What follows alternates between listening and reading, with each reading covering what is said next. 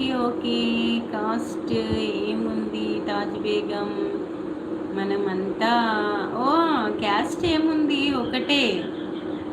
అలా ఏం లేదండి. క్యాస్ట్ ఫీలింగ్స్ ఎవరు పెట్టుకోవద్దు. మీరు నమ్ముతారో లేదో నాకలా ఏమి ఉండదండి. నేను ఎప్పుడైనా ఏ ఏ క్యాస్ట్‌లో అయినా ఎప్పుడైనా సరే దేవుడు ఎప్పుడు ఎవరితో మాట్లాడలేదు. వచ్చి ఎవరికీ చెప్పలేదు.